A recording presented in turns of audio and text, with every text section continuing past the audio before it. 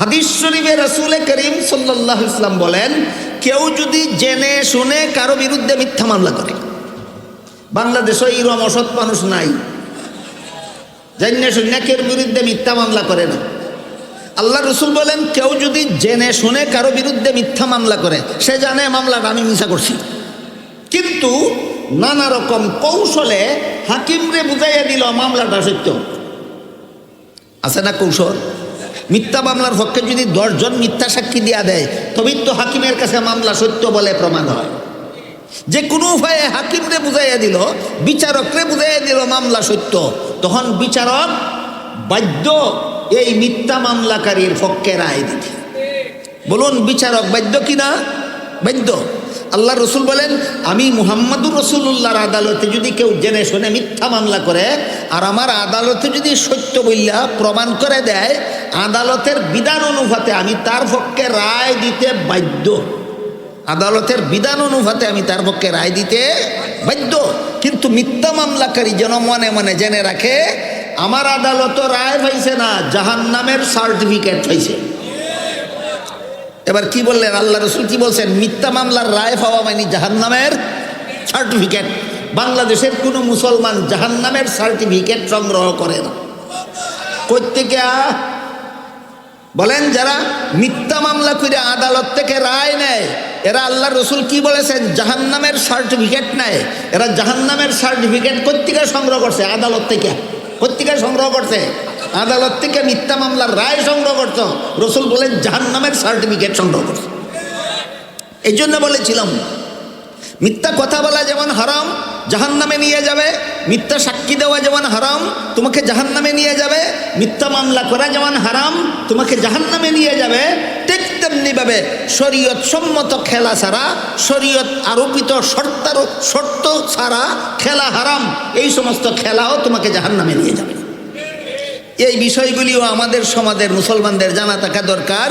এই জন্য সূরা ইউসুফের 12 নম্বর আয়াতে যে উল্লেখ আছে, ইয়াকুব আলাইহিস সালামের কাছে তার বড় 10 ছেলে আবেদন করেছিল যে আগামীকাল সকালে আমাদের ছোট ভাই ইউসুফকে আমাদের সাথে খেলাধুলা করতে দেন। এই প্রসঙ্গে মুফাসসিরিনে কেরাম খেলাধুলা সম্পর্কে বিস্তারিত যত আলোচনা করেছেন, তার সারমর্মটা আপনাদের সামনে তুলে ধরলাম। এবার তারপরের আলোচনা। আল্লাহ পাক রব্বুল আলামিন বলেন, আরসিলহু মা'না গাদান ইয়ারতা ওয়া ইয়ালআব ওয়া ইন্না লাহু লাহাফিজুন। বড় 10 ছেলে হযরত ইয়াকুব আলাইহিস সালামকে বলল, আগামীকাল সকালে আমাদের ছোট ভাই ইউসুফকে আমাদের সাথে দিয়ে দেন, যেন আমাদের সাথে খেলাধুলা করতে পারে এবং বন জঙ্গল থেকে সংগ্রহ করা নানা রকমের ফলমূল খাওয়ার মধ্যে, আমোদ প্রমোদের মধ্যে আমাদের সাথে অংশগ্রহণ করতে পারে। তার বয়স কম। কোনো বিবরণ মতে এই সময় হযরত ইউসুফ আলাইহিস সালামের বয়স ছিল মাত্র 7 বছর। মাত্র কতদিন? মাত্র 7 বছর। জঙ্গলে যে নিয়ে যাব তার সাথে করিয়া আপনার আশঙ্কার কোনো কারণ নাই। আমরা দেখাশোনা করব, আমরা হেফাজত করব, আমরা সংরক্ষণ করব, আপনার চিন্তার কোনো কারণ নাই। ইউসুফকে আমাদের সাথে দিয়ে দেন। 13 নম্বর আয়াতে আল্লাহ বলেন, قال إني ليحزنني أن تذهبوا به وأخاف أن يأكله الذئب وأنتم عنه غافلون। ইয়াকুব আলাইহিস সালাম জবাব দিলেন, আমি ইউসুফকে তোমাদের সাথে দিতে আমার আপত্তি আছে কয়েক কারণে।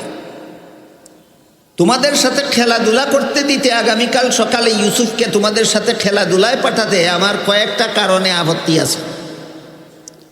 এর মধ্যে একটা আপত্তি হইল,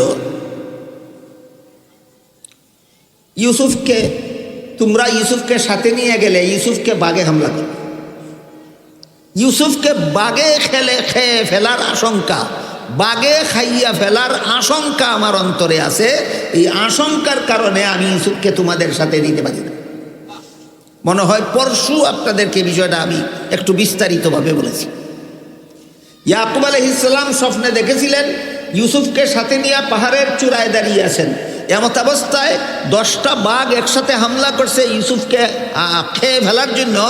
কাছাকাছি যাওয়ার পরে 10টা বাঘের মধ্যে বড় বাঘটা নিজেও ইউসুফকে খাইল না, বাকি 9টা বাঘরেও খাইতে দিল না। কিন্তু ইউসুফ আলাইহিস সালাম মাটির নিচে গোপন হয়ে গেছেন। এই স্বপ্ন ইয়াকুব আলাইহিস সালাম এই ঘটনার এরা খেলার আবেদন করার আগেই ইয়াকুব আলাইহিস সালাম দেখেছিলেন।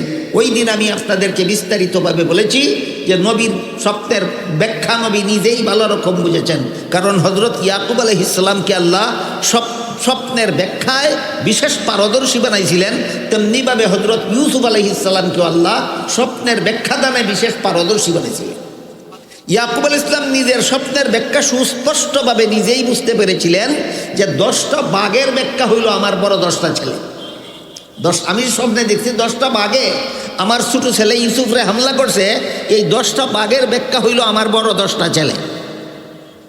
এই বড় 10টা ছেলে একদিন আমার ছোট ছেলে ইউসুফের উপর হামলা করবে, তবে বড় ছেলেটা নিজেও হামলা করবে না, বাকি 9টাকেও ফিরাইবে। এমত অবস্থায় যিনি যে স্বপ্নে দেখলেন ইউসুফ মাটির নিচে গোপন হয়ে গেছেন, এই অংশের ব্যাখ্যা তিনি বুঝতে পারলেন। ওই দিন থেকে আমি ইউসুফকে হারাইয়া ফেলবো, ওই দিন থেকে আমি আর ইউসুফকে কোনো দিন দেখতে পারবো না। এই স্বপ্নের মাধ্যমে এই ব্যাখ্যা তিনি আগের থেকেই জানেন, মনে মনে এই ব্যাখ্যা বিদ্যমান আছে। এরা যখন কইল আগামীকাল আমাদের সাথে খেলাধুলা করতে দেন, আগামীকাল আমাদেরকে পাহাড় জঙ্গলে ঘোরাফেরা করতে দেন, ইয়াকুব আলাইহিস সালাম যদি তখন জবাবে বলেন আমি স্বপ্নে দেখছি তোরা বাঘ হইয়া আমার ছোট ছেলের উপর হামলা করবে, যেটা আসল কথা। এই কথা যদি পরিষ্কার ভাষায় বলেন তাইলে এরা শত্রুতা আমি আরো বাড়াইবে কিনা, শত্রুতা আমি আরো বেড়ে যাবে। বাবা যখন টের পাইছে আমরা এর জন্য বাঘ, তাইলে তো আর লুকাইয়ারা কেলাব নাই, যা পারি পরিষ্কার ভাবি করা দরকার। তার স্বপ্নের ব্যাখ্যা তিনি নিজে যা বুঝলেন তা এদের কাছে ব্যক্ত করার উপায় ছিল না। এই জন্য তিনি একটা মধ্যবর্তী এমন একটা কথা বললেন যে কথার মধ্যে এই ব্যাখ্যাও পাওয়া যায়, অন্য ব্যাখ্যাও পাওয়া যায়। এই কথাটা কি? এই কথাটা হইল ইন্নী আখাফু আন ইয়াকুলাহু যিবু। তোমাদের সাথে দিতে আমার যত বাধা, এর মধ্যে একটা বাধা হইল আমার আশঙ্কা হয় তোমাদের সাথে দিলে তাকে বাঘে হামলা করবে। ইয়াকুব আলাইহিস সালামের উদ্দেশ্য হইল মানব বাঘে হামলা করবে, তোমরাই হামলা করো, তোমরাই বাঘ হইয়া আমার ছেলেরা হামলা করবে, এইটা হইল ইয়াকুব আলাইহিস সালামের উদ্দেশ্য। কিন্তু এই উদ্দেশ্য তারা বুঝল না। তারা বুঝল ইয়াকুব বুঝাইলেন মনের বাঘ, তারা বুঝাইল বনের বাঘ। যেহেতু মনের বাঘ ইয়াকুব আলাইহিস সালামের পক্ষে তাদেরকে খুলে বলা সম্ভব ছিল না, শত্রুতামি আরো বাড়বে সেই আশঙ্কায়। এই জন্য এরা যখন বনের বাঘ বুঝা নিল, বনের বাঘ বুঝা নিয়া এই জবাবের কারণে ইয়াকুবরে আরো বুকা সাজাইল। কিভাবে বুকা সাজাইল দেখেন। ক্বালু লাইন আকালাহু যিবু ওয়া নাহনু উসবাতুন ইন্না ইযাল লাখাসিরুন। তারা কইল বাবা আপনার এই প্রস্তাবটা, আপনার এই জবাবটা হাস্যকর। আমরা ইউসুফকে নিব সাথে, আমাদের সাথে খেলাধুলায় অংশগ্রহণ করার জন্য, ইউসুফকে নিব আমাদের সাথে ফলমূল খাওয়ায় অংশগ্রহণ করার জন্য। সে আমাদের ছোট ভাই, মাত্র 7 বছরের শিশু ছেলে, আর আমরা 10টা হইলাম যুবক ছেলে। এমত অবস্থায় 10টা যুবক ছেলে তো অবশ্যই ছোট ছেলেকে সংরক্ষণ করবে, দেখাশোনা করে রাখবে, হেফাজত করে রাখবে। এমত অবস্থায় বাঘে আমাদেরকে বাদ দিয়া তার উপর হামলা করবে কিভাবে? এই যুক্তির তো আর কোনো জবাব নাই, এই যুক্তির তো আর কোনো জবাব নাই।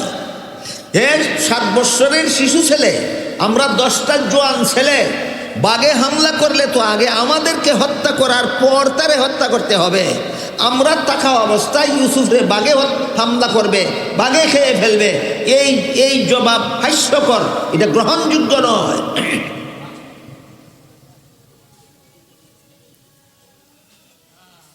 ইয়াকুব আলাইহিস সালাম তাদের যুক্তির কাছে হার মানিয়া গেলেন। অনেক সময় আসল কথা বোঝা যায়, বলা যায় না। আসল কথা বোঝা যায়, বলা যায় না। ইয়াকুব আলাইহিস সালাম আসল বিষয়টা বুঝতেছেন কিনা কিন্তু বলতে পারতেছেন না। বললে অনেক ক্ষতি হয়ে, আরো ক্ষতি হয়ে যায়, শত্রুতা আমি আরো বেড়ে যায়। এই কারণে আসল কথা বুঝলেও ইয়াকুব আলাইহিস সালাম বলতে পারলেন না, না বলতে পাইরা তাদের যুক্তির কাছে নত হইয়া গেলেন। তাদের যুক্তির কাছে নত হইয়া তিনি নিজের মনের ইচ্ছার বিরুদ্ধেই বাধ্য হইলেন পরের দিন সকালে ইউসুফকে তাদের সাথে দিয়া দিতে। সামনে কাজে লাগবে ঘটনার কোনো পর্যায়ে যে এই সময় হযরত বিভিন্ন তফসিরের বিবরণ মতে এই সময় হযরত ইউসুফ আলাইহিস সালামের বয়স ছিল 7 বৎসর। হযরত ইউসুফ আলাইহিস সালামকে 7 বৎসর বয়সে বড় 10 ছেলে বাবার কাছ থেকে খেলাধুলা করার কথা বলে, বন জঙ্গলের ফলমূল খাওয়ার কথা বলে বাবার কাছ থেকে একদিন সকালবেলা ইউসুফকে নিয়ে গেল, বাবাকে বাপ দেখাইল। বাবাকে কি বাপ দেখাইল?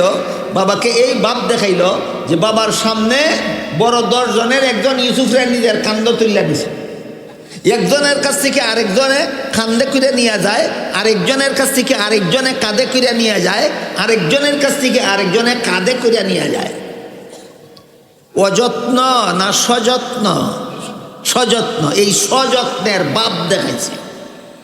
যতক্ষণ পর্যন্ত তারা যাওয়ার পথে পিছন দিক থেকে দেখা যায় ততক্ষণ পর্যন্ত বাবা ইয়াকুব বাড়ির বাইরে দাঁড়াইয়া তাকাইয়া রইলেন। যতক্ষণ পর্যন্ত এরা কত দূর গেছে দেখা যায় ততদিন পর্যন্ত বাবা বাড়ির সামনে দাঁড়াইয়া তাকাইয়া রইলেন। তাকাইয়া কি দেখলেন? আমার বড় 10টা ছেলে আমার ছোট ছেলে ইউসুফকে এমন সযত্নে নিতেছে, একজনের কাঁধ থেকে আরেকজনের কাঁধে নিয়ে যায়, একজনের কুল থেকে আরেকজনের কুলে নিয়ে যায়। তাহলে তো আমি তেমন কোনো মারাত্মক কোনো ভুল করছি না, এরা আদর যত্ন করি আমার ছেলেটারে নিতেছে। আর তারাও সামন দিকে যাইতেছে আর পিছন ফিরে ফিরে দেখতেছে বাবা দাঁড়িয়ে আছেন। এটা কতক্ষণ পর্যন্ত দেখা যায়? যতক্ষণ পর্যন্ত দেখা যায় ততক্ষণ পর্যন্ত বাবা দাঁড়িয়ে রইলেন। যখন আর দেখা যায় না তখন বাবা বাড়ির ভিতরে ঢুকে গেলেন। বড় ভাইয়েরা যখন ফিরে দেখলো এখন আর বাবারে দেখা যায় না, এখন আর বাবা চাইলেও দেখবেন না আমরা ইউসুফের সাথে কি ব্যবহার করতেছি, তখনই ইউসুফ যার কাঁধে ছিলেন সে আষাঢ় মেরে ইউসুফকে মাটিতে ফেলে দিল। আষাঢ় মেরে ফেলাই দিল ইউসুফ। ইউসুফ আলাইহিস সালাম বললেন, ভাই তোমরা না আমারে হেফাজত করবে, সযত্নে নিয়ে যাবে, আবার সযত্নে নিয়ে বাবার কাছে পৌঁছাবে, এই ওয়াদা করে আমারে আনছো, এখন আমার এইভাবে মাটির তলে আষাঢ় মারলে কেন? আমারে তোমরা সাহায্য করো, সহযোগিতা করো, তোমাদের সাথে যেন আমি নিরাপদে যাইতে পারি। তখন তারা জবাব দিল, স্বপ্নে যে দেখছো 11টা তারা তোমারে সেজদা করে, তারারে কেউ সাহায্য করতো, এখানেও তোমার সাহায্যকারী কেউ নাই। এই জবাবের দ্বারা প্রমাণ হয় ইউসুফ আলাইহিস সালাম যে স্বপ্ন দেখেছিলেন ওই গত বছর আলোচনা হয়েছে। গত বছর ইউসুফ আলাইহিস সালাম স্বপ্নে দেখেছিলেন, দেখে বাবা ইয়াকুবকে বলেছিলেন, إذ قال يوسف لأبيه يا أبت إني رأيت 11 كوكبا والشمس والقمر رأيتهم لي ساجدين। স্মরণ করো সেই দিনের ঘটনা যেদিন হযরত ইউসুফ আলাইহিস সালাম তার বাবা ইয়াকুব আলাইহিস সালামকে বলেছিলেন, বাবা আমি স্বপ্নে দেখি আকাশের চন্দ্র সূর্য এবং 11টি তারকা আমাকে সেজদা করে। এই আলোচনা গত বছর হয়েছে, বিস্তারিতভাবে আলোচনা হয়েছে। বাবা তখন এই স্বপ্ন শুনে ইউসুফকে বলেছিলেন, ইয়া বুনাইয়া লা তাকসুস রুইয়াকা আলা ইখওয়াতিকা ফায়াকিদু লাকা কাইদা ইন্নাশ শাইতানা লিল ইনসানি আদুব্বুম মুবিন। হে আমার প্রিয় ছেলে ইউসুফ, তোমার এই স্বপ্নের ব্যাখ্যা 3টা। গত বছর 3 ব্যাখ্যা বিস্তারিতভাবে বলে দেওয়া হয়েছে। এই স্বপ্নের ব্যাখ্যা 3টা। এর মধ্যে এক ব্যাখ্যা হইল ভবিষ্যতে আল্লাহ তোমাকে নবী বানাবেন, আর এক ব্যাখ্যা হলো ভবিষ্যতে আল্লাহ পাক রব্বুল আলামিন তোমাকে বাদশাহ বানাবেন, আরেক ব্যাখ্যা হইল ভবিষ্যতে আল্লাহ তোমাকে এত বড় মর্যাদা দিবেন যেই মর্যাদা স্বীকার করতে গিয়া আমি তোমার বাবাও একদিন তোমাকে সেজদা করব, তোমার মাও একদিন তোমাকে সেজদা করবে, তোমার বাকি 11 ভাইও একদিন তোমাকে সেজদা করবে। ইয়াকুব আলাইহিস সালাম স্বপ্নের ব্যাখ্যায় বলে দিলেন, স্বপ্নে তুমি 11টা তারা দেখছো তোমার সেজদা করে, 11টা তারার ব্যাখ্যা হইল তোমার বাকি 11 ভাই। ব্যাখ্যা বুঝাই দিলেন যে তোমার স্বপ্নে যে দেখছো 11টা তারা তোমারে সেজদা করে, 11টা তারার ব্যাখ্যা হইল তোমার বাকি 11 ভাই। স্বপ্নে যে দেখছো আকাশের সূর্য তোমারে সেজদা করে, এর ব্যাখ্যা হইল আমি তোমার বাবা। আর স্বপ্নে যে দেখছো আকাশের চন্দ্র তোমারে সেজদা করে, এর ব্যাখ্যা হইল তোমার মা। তাই তোমার স্বপ্নের ব্যাখ্যা হইল আমি তোমার বাবাও একদিন তোমাকে সেজদা করব, আল্লাহ এত বড় মর্যাদা তোমাকে দিবেন। তোমার মাও একদিন ভবিষ্যতে তোমাকে সেজদা করবে, আল্লাহ এত বড় মর্যাদা তোমাকে দিবেন। তোমার বাকি 11 ভাইও তোমাকে সেজদা করবে, আল্লাহ এত বড় মর্যাদা তোমাকে দিবেন। স্বপ্নের ব্যাখ্যা বলে দিয়ে এরপরে ইয়াকুব বলেছিলেন, লা তাকসুসু রুইয়াকা আলা ইখওয়াতিকা ফায়াকিদু লাকা কাইদা। সাবধান, এই স্বপ্নের কথা তোমার ভাইদের কাছে বলবা না, সাবধান। স্বপ্নের কথা বললে স্বপ্নের ব্যাখ্যা যদি তারা জানতে পারে তোমার বিরুদ্ধে এখন থেকেই দুশ্মনী শুরু করে দেবে। এই ঘটনা গত বছর বিস্তারিত আলোচনা হচ্ছে। আজকের কথার সাথে এই ঘটনার কি সম্পর্ক? আজকের কথার সাথে সম্পর্ক হইল, বাবাকে যখন আর দেখা যায় না, যার কাঁধে ছিল আছাড় মেরে মাটিতে ফেলে দিল, তখন ভাইদের কাছে সাহায্য চাইল যে আমাকে সহযোগিতা করো, আমাকে দয়া মায়া করো।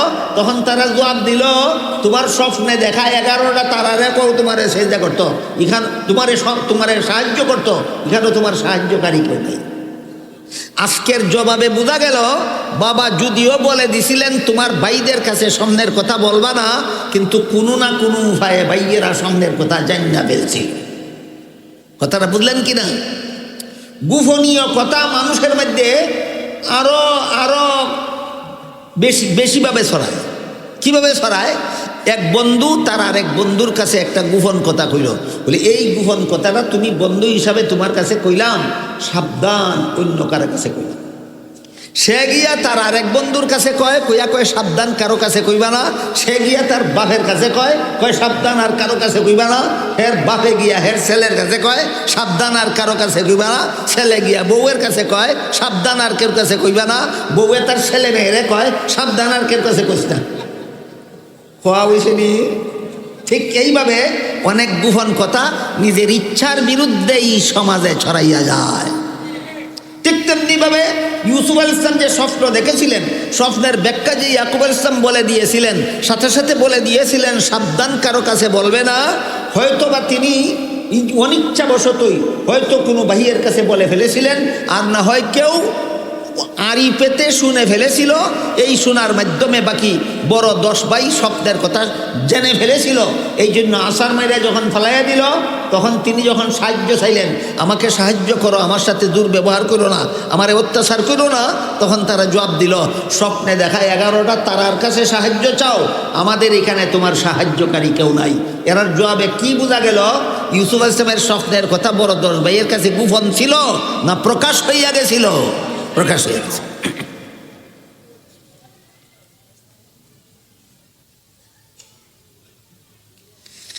এরপরে যেই আসে সেই মারে।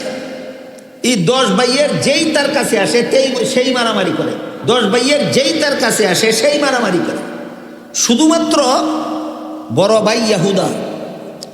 ভাই ইয়াহুদা বাকি 9 জনকে বললেন, তারে মারপিট কইরা লাভ কি? তারে মারপিট করার দরকার নাই, তারে এইভাবে কষ্ট দেওয়ার দরকার নাই। একটা অনাবাদী কুয়ার মধ্যে আমরা ফেলে চলে যাই, সে অটোমেটিকলি কুয়ার মধ্যে মরে যাবে।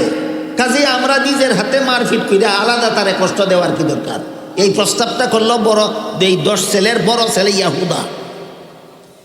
ইহুদার প্রস্তাব মতো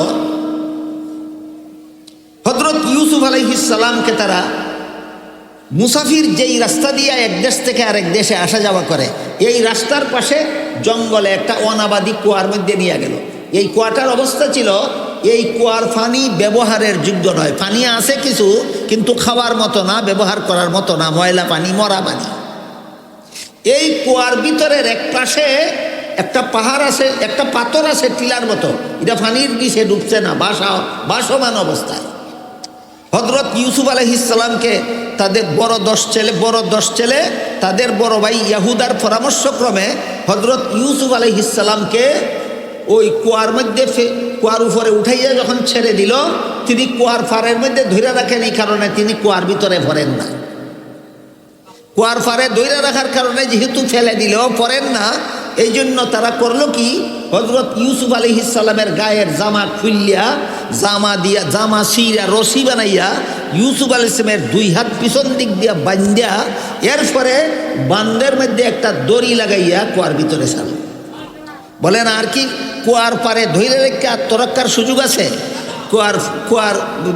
কুয়ার ভিতরে কুয়ার পাড়ের মধ্যে ধরে রেখে আত্মরক্ষার আর কোনো সুযোগ নাই। এই রশির মধ্যে ঝুলন্ত অবস্থায় যখন কুয়ার পাড় থেকে পানির মাঝামাঝি পর্যায়ে যখন ইউসুফ আলাইহিস সালাম পৌঁছলেন, তখন তারা রশিটা কেটে দিল। সাথে সাথে হযরত ইউসুফ আলাইহিস সালাম ভিতরের এক অংশে পানি ছিল আর এক অংশে পাথর ছিল। যদি পাথরে ভরতেন মারাত্মক রকমের জখম হইতেন, ব্যথা পাইতেন। আল্লাহ পাক রব্বুল আলামিনের তত্ত্বাবধানে আল্লাহর ফিরিস্তা হেফাজত করিয়া হযরত ইউসুফ আলাইহিস সালামকে কুয়ার ভিতরে পাথরে না ফেলাইয়া পানির মধ্যে ফেললেন। পানির মধ্যে ফেলার কারণে তিনি কোনো দুঃখ পাইলেন না, ব্যথা পাইলেন না, জখম হইলেন না।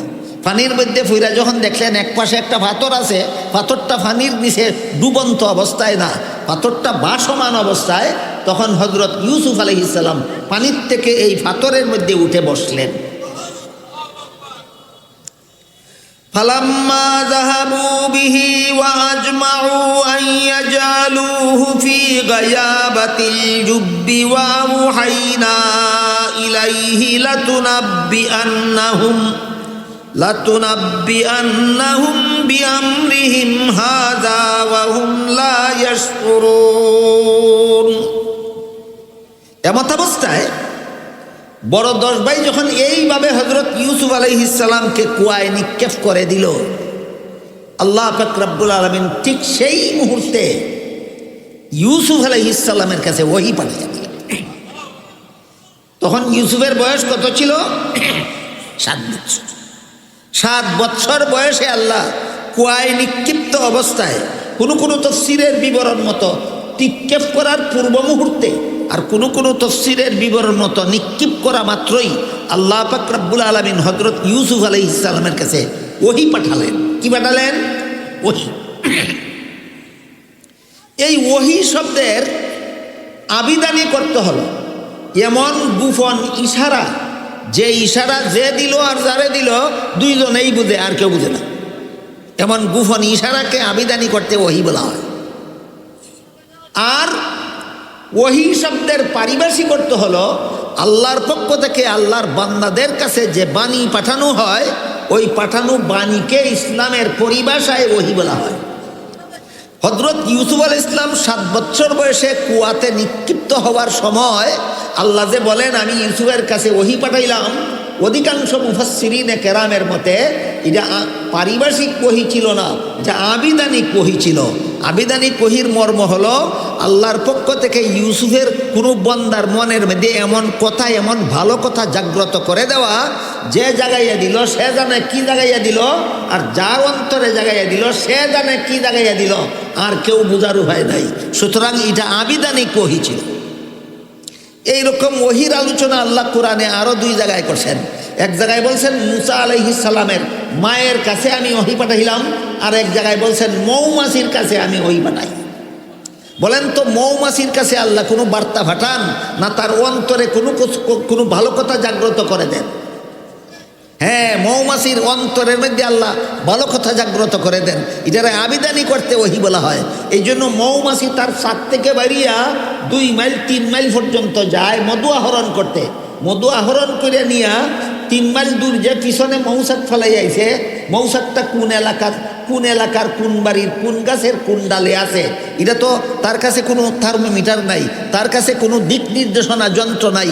আল্লাহ পাক রব্বুল আলামিন মৌমাছির অন্তরের মধ্যে ওহী পাঠাইয়া তার বাসায় পৌঁছার সন্ধান দিয়া দেন। এই পদ্ধতিতে আল্লাহ মৌমাছির অন্তরে ওহী পাঠান। এটা পারিভাষিক ওহী নয়, এটা আবিধানিক ওহী।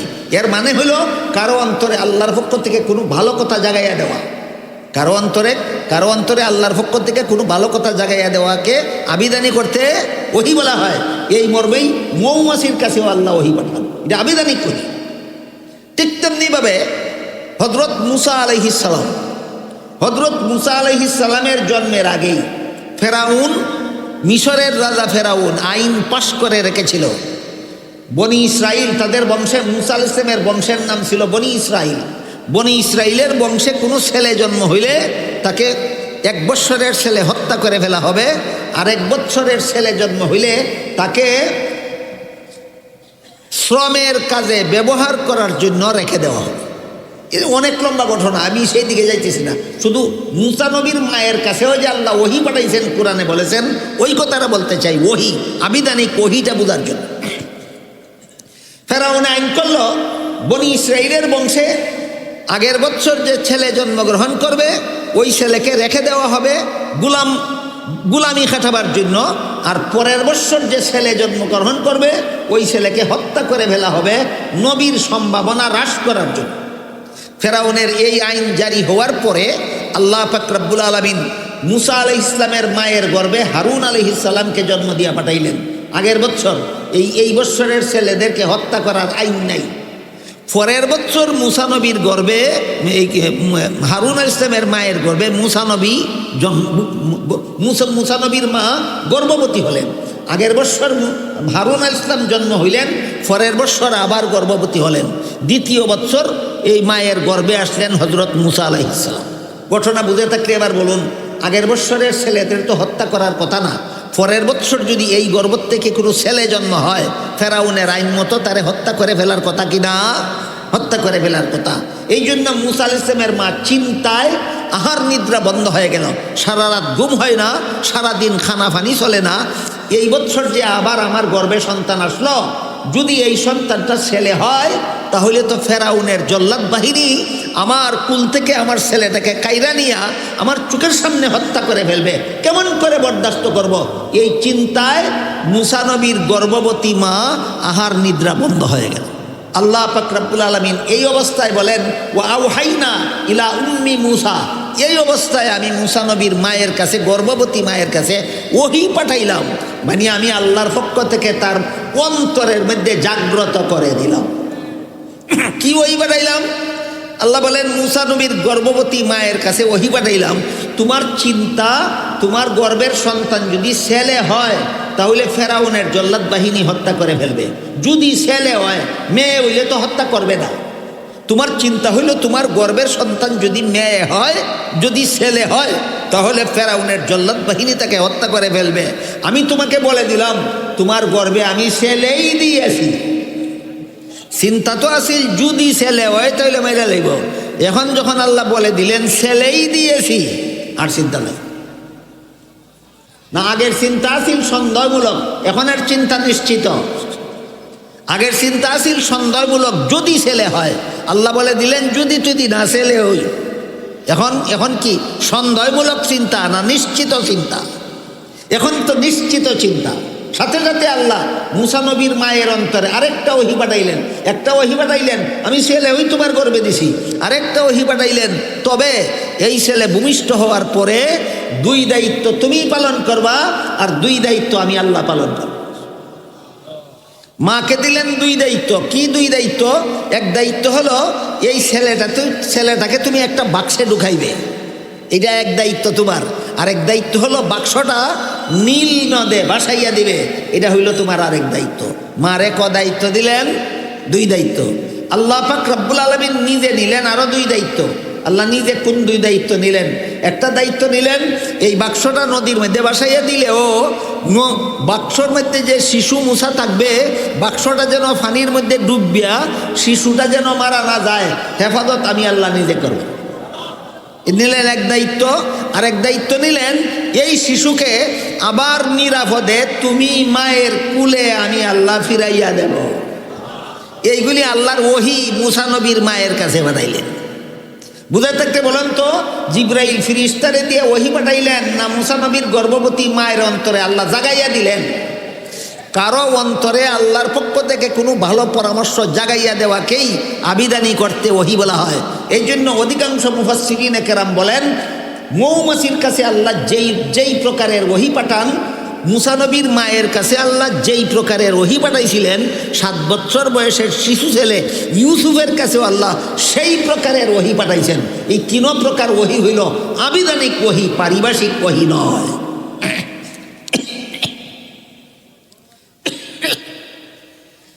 মুসা নবীর ঘটনা প্রসঙ্গক্রমে যেই ঘটনা আসলো এখান থেকে বলেন তো, নবী মুসা নবীর মারে দিলেন আল্লাহ দায়িত্ব, দুই দায়িত্ব, বাক্সে ঢুকাও নদীতে বাসাও, শিশু ছেলেকে বাক্সে ঢুকাও নদীতে বাসাও। আল্লাহ নিলেন কত দায়িত্ব? দুই দায়িত্ব, বাক্সকে ডুবতে দেব না আর তোমার কোলে ফিরিয়ে দিব। আল্লাহ কেন দুই দায়িত্ব নিলেন আর মুসা নবীর মাকে কেন দুই দায়িত্ব দিলেন? এই দুই প্রশ্নের জবাব অত্যন্ত গুরুত্বপূর্ণ, সর্বযুগের সমস্ত মুসলমানদের জানা দরকার, বোঝা দরকার, জীবনে কাজে লাগানি দরকার। এর কারণ হইল আল্লাহ এমন দুই দায়িত্ব নিয়েছেন যে দায়িত্ব মায়ের পক্ষে পালন করা সম্ভব নয়। বলেন তো, বাক্সটা নদীতে ভাসাইয়া দিলে না ডুবাইয়া ভাসাইয়া রাখার ক্ষমতা আছে মার?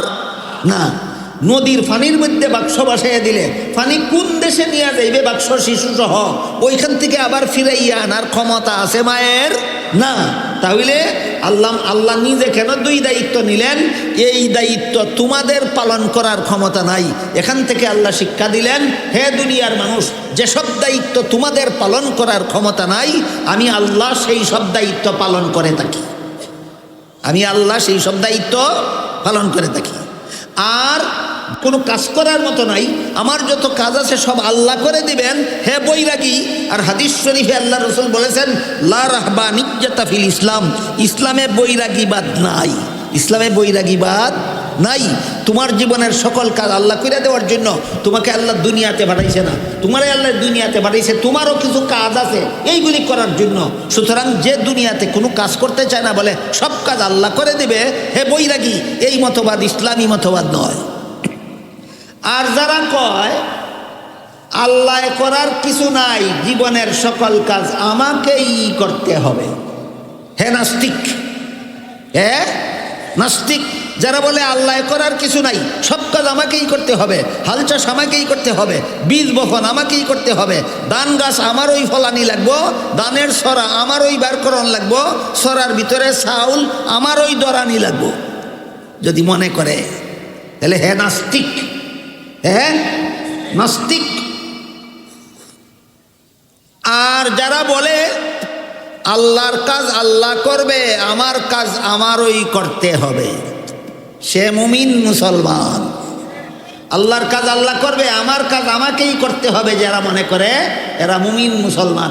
এখানে তিন দলের পরিচয় আমরা স্মরণ রাখি।